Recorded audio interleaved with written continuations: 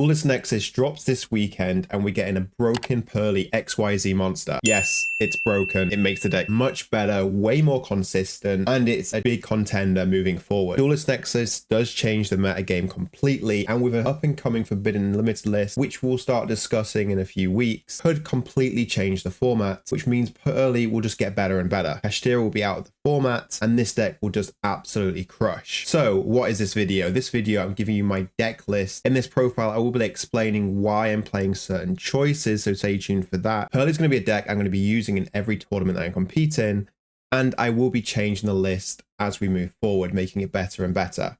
I will be explaining my card choices and making videos on this and posting it on this YouTube channel for you to learn and understand why I'm making these changes, and also know how to beat and compete against the deck, or if you're playing the deck, it'll help you improve your gameplay. I will be quite real with the videos that I'm going to be making, just so you get a better understanding to how these decks are played. And if you do want to get involved and help me move forward in terms of how the deck list you think should look, comment below with your changes and I'll check the comments for that. Purrely is going to be a very dominant deck, so you'll gain a lot of information and advantage just knowing this information that we'll be covering in each video as we go along. All right, guys, are you ready? Let's get straight into the profile. Okay, so here we go. This is the deck list. We're playing 40 cards. I'm going to explain my card choices as we go along. Feel free to screenshot this, use this, try it out, let me know how it goes. This is basically the baseline and foundation of the deck. It's very relevant to the current meta game now. Okay, so let's start this off. So we're playing free Purrely Lily. Next we'll go to free Sleeping Memory. Now this card is way better than it was before because we are getting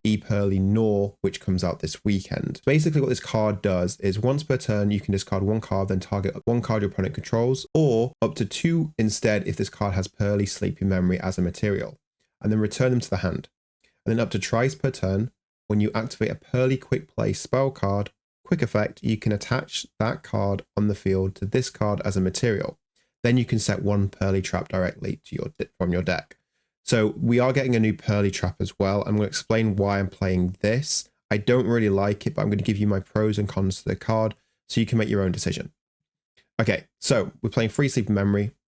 We're playing free Purrely Happy Memory, obviously. We are then playing free My Friend Purrely, free Purrely Pretty Memory. We're obviously playing the one Delicious Memory. So we're playing the 10 quick play spells. It's a shame there's not more, but if there was more, the deck would be way better because it has more starters. Then we're playing free Stray Purrely Street. Now you need to play 3 of these.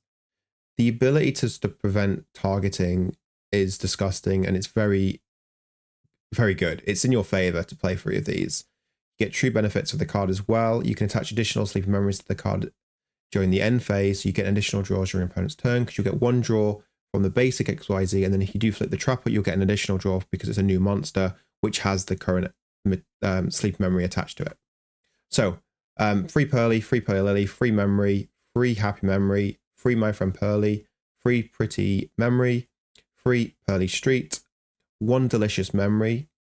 Then for the engine as well, we're playing 2 Purrely Yeep. Now, I want to play 3 of these. I have been wanting to play 3 originally, and I like the idea of 3 in general because it means I could just consistently start off and make a play. But I figured then if I'm playing the new trap, and because I'm playing obviously the baby Nor, and then I can decide if I want to get which trap I want to get to. Now, let me explain the new Purrely trap. So what this does is you can target one Purrely XYZ monster you control, then it lets you summon any Purrely level 1 monster from your deck. So you just get Purrely Lily or Purrely, you summon it to the field. Then you XYZ summon from your extra deck a different attribute Purrely monster with the same rank as the targeted monster that you targeted with the trap. So for example, if you've got Nor up, you can then make Beauty. And then whatever materials the Nor has, the one you target, you can then select one of the quick play spells and attach that to the new XYZ. So it's pretty strong. It's pretty strong. And you're attaching it from the deck as well, by the way. So you're not removing one material to attach to the other. So it's nice. It makes the deck more consistent to set up a baby Nor and a Beauty. And then you could flip the other trap to make the big Nor. So that's kind of nice. If you are playing this trap, you might then benefit from playing the rank 7 Happiness. So the big Happiness, because then you could just use the trap, target the Gnaw, and then summon the big happiness. But I haven't really got to that like stage of testing yet. But if you are wanting to try the trap out, I recommend just playing 1 for now. And if you decide you don't like it, then up the basic trap to 3. Or you could take this out and then play an extra talent. So that's basically the engine. Now let's go into the non-engine. So we are playing Call by the Grave. I like Call by the Grave because you don't really want to get drawn at all. You kind of lose the shifter in this format as well. If you are finding that you don't need to activate this card, you can use it as a card to send for one of the quick plays. And then if you do decide you want to use it, you can just use it on any Ash Blossom, Draw and Lockbird, Ghost Mourner if that comes up. But yeah, I mean, those Ghost Mourner targets, but Call by the Grave is pretty nice. Then I'm playing 1 Harpy's Feather Duster. I like this card. It's pretty broken right now. Everyone should be maining this in their deck lists, just because the sheer amount of Labyrinth around, and it's actually really good against Kashtira as well once it sets up a board, because you can just clear off the Birth and the Field Spell. I'm playing 1 Talent. I don't really understand why players wouldn't want to play one of these cards in their main deck regardless, just because of how broken this card is. It's never going to be bad if you open it or if you see it, because you're not going to brick on multiple copies. You're playing 1, and in this deck especially, you can just send it to the graveyard if it's not nice. Then we're playing 3 Ash Blossom. You just have to play this card. Branded's a bad matchup for us, so we want to make our game, like our deck, better against Branded. But also Ash is quite a versatile card against multiple matchups. And again, if it's not useful, you just send it to the grave.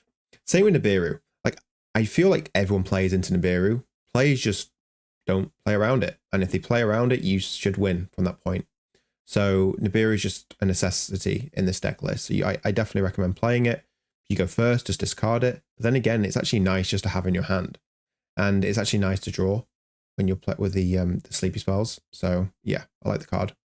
Then I went with the lineup of 2 Prosperity and 1 Upstart Goblin. Now, you just have to play Upstart on this list, or in this deck in general, because then you're playing 39 cards, which means your odds increase to see Delicious Memory or Sleep Memory. So you just want to play this. Yes, it does contradict with Prosperity because you can't draw cards if you resolve Prosperity. So with that, this deck does best. You just discard it to the graveyard. And it is a spell card as well, which you can use with Plum to attach. I like Prosp, freeze too many, because you just don't have the extra deck. You really never want to banish 6 at all. So if you see both of these, you're not going to be enjoying the resolution or the activation of the second Prosperity. So you only really want to play 2 and 1 Upstart Goblin rather than 3 Prosperity. Upstart's really nice. I recommend playing it in your list. Then we have Book of Moon. Book of Moon's very good. It's going to be very good in the mirror match as well, because if your opponent gets greedy in the mirror match and they flip the trap up targeting their baby Gnaw or their baby Purrely monster, their XYZ, to make into a big Gnaw, then you could just chain Book of Moon, book it face down.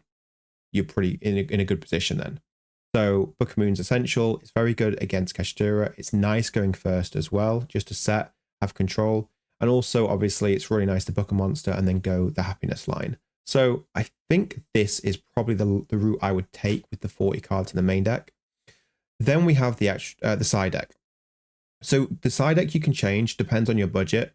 I know a lot of players can't really find reasoning to go out of their way to get Kurikaras or to get Frosts. Now, Frost did come out in the OTS 22, which comes out this week as well.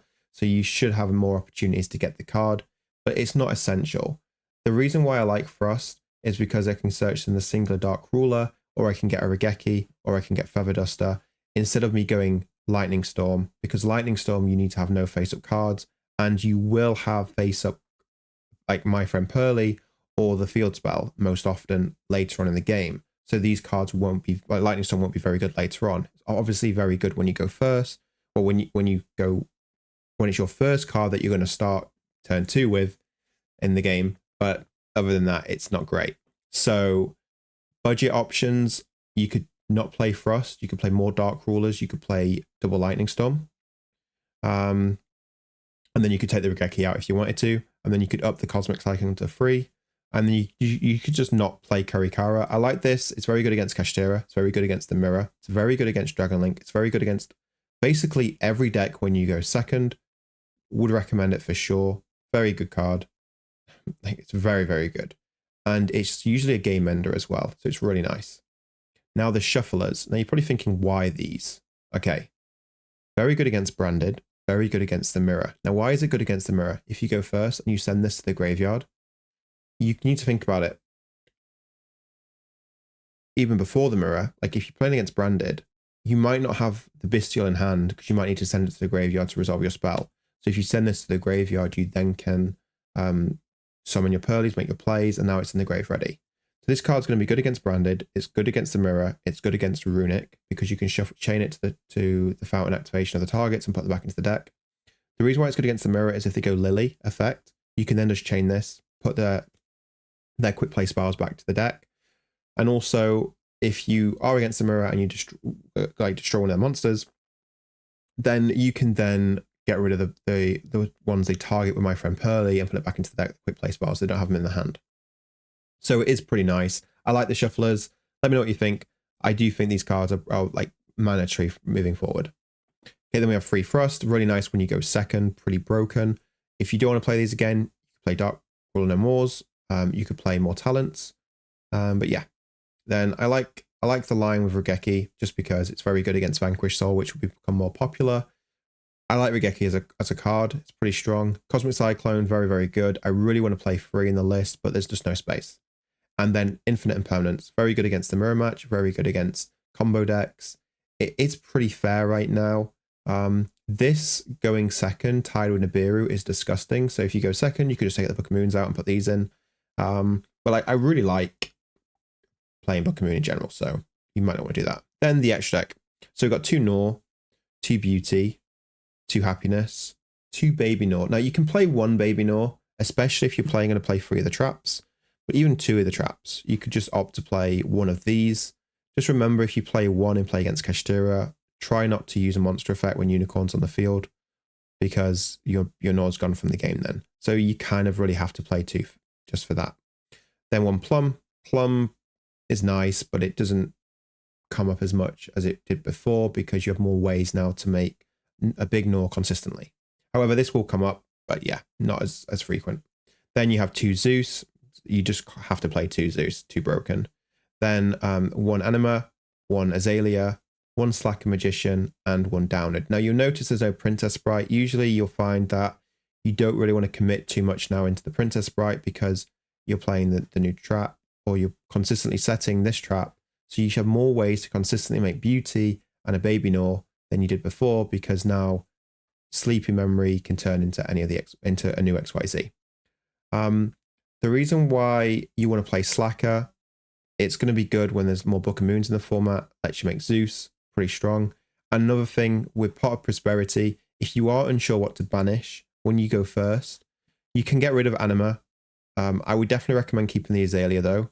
So Azalea is always better to keep in than Anima because this can decide what it targets to destroy. This is very it's restricted to what it can really suck up, because then you rely on your opponent summoning the monster there. And yeah, so you can get rid of the Anima.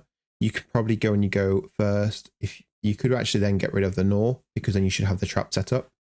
And then maybe you can get rid of then either the Downed, or you can get rid of, I'd keep the Slacker, or you can get rid of the Zeus, but I like keeping that in. But yeah, you see what I mean? You are going to struggle deciding what to banish with Prosperity. You'll never want to banish 6 ever with the card. It's only to banish 3, and mathematically, it's the probability for you to see a starter when you just activate 3 of 8 cards in a 40 card deck is quite high, so you'll be fine. But yeah, this is the deck list. Hope you like it. Stay tuned for Purrely 3.0. That's coming up next. I'm going to be releasing that in a few weeks. I'm going to play a lot with this list, see how it goes. I probably will have an updated version next week, and I'm going to regularly make Purrely Decklist just to keep you guys in the loop of how I would move forward with the deck. But yeah, right now I'm really liking the deck. I think it's pretty broken. Guys, enjoy. I'll see you in the next video. Peace.